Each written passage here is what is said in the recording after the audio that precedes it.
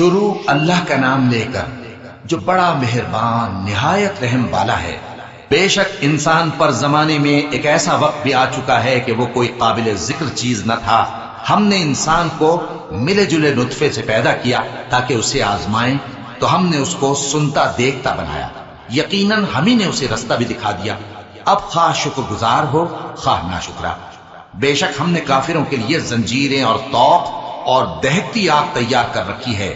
جو نیکوکار ہیں وہ ایسی شراب پیئیں گے جس میں کافور کی آمیزش ہو۔ یہ ایک چشمہ ہے جس میں سے اللہ کے بندے پیئیں گے اور اس میں سے چھوٹی چھوٹی نہریں نکال لیں گے۔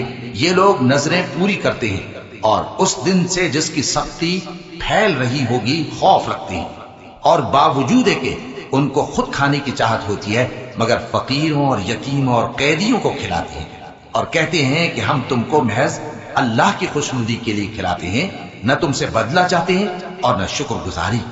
ہم کو اپنے پروردگار سے اس دن کا ڈر لگتا ہے جو چہروں کو بگاڑنے والا اور بڑی سختی والا ہوگا۔ چنانچہ اللہ ان کو اس دن کی سختی سے بچا لے گا اور تازگی اور خوشی عنایت فرمائے گا، اور ان کے صبر کے بدلے ان کو بہشت اور ریشمی لباس عطا کرے گا۔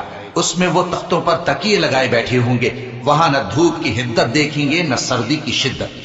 ان پر درختوں کے سائے قریب ہوں گے اور میووں کے گچھے جھکے ہوئے لٹک رہے ہوں گے، اور خدام چاندی کے برتن لیے ہوئے ان کے ارد گرد پھریں گے، اور شیشے کے نہایت شفاف پیالے، اور شیشے بھی چاندی کے جو ٹھیک اندازے کے مطابق بنائے گئے ہیں۔ اور وہاں ان کو ایسی شراب بھی پلائی جائے گی جس میں ادرک کی آمیزش ہوگی۔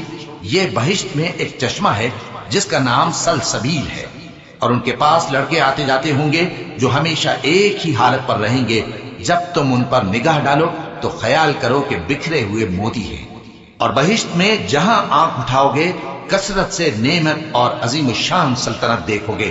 ان کے جسموں پر دیبا اور اطلس کے سبز کپڑے ہوں گے، اور انہیں چاندی کے کنگن پہنائے جائیں گے، اور ان کا پروردگار ان کو نہایت پاکیزہ مشروب پلائے گا، فرمائے گا یہ تمہارا صلہ ہے اور تمہاری محنت ہمارے ہاں مقبول ہوئی۔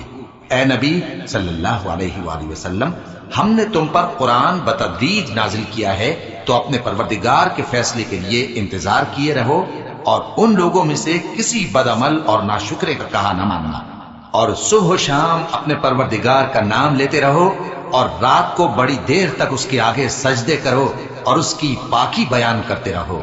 یہ لوگ دنیا کو دوست رکھتے ہیں اور قیامت کے بھاری دن کو پس پشت چھوڑے دیتے ہیں۔ ہم نے ان کو پیدا کیا اور ان کے جوڑ جوڑ کو مضبوط بنایا، اور اگر ہم چاہیں تو ان کے بدلے انہی کی طرح اور لوگ لے آئیں۔ یہ قرآن تو نصیحت ہے، جو چاہے اپنے پروردگار کی طرف پہنچنے کا راستہ اختیار کر لے، اور تم کچھ بھی نہیں چاہ سکتے مگر جو اللہ کو منظور ہو۔ بے شک اللہ جاننے والا ہے، حکمت والا ہے۔ وہ جس کو چاہتا ہے اپنی رحمت میں داخل کر لیتا ہے، اور ظالموں کے لیے اس نے دکھ دینے والا عذاب تیار کر رکھا ہے۔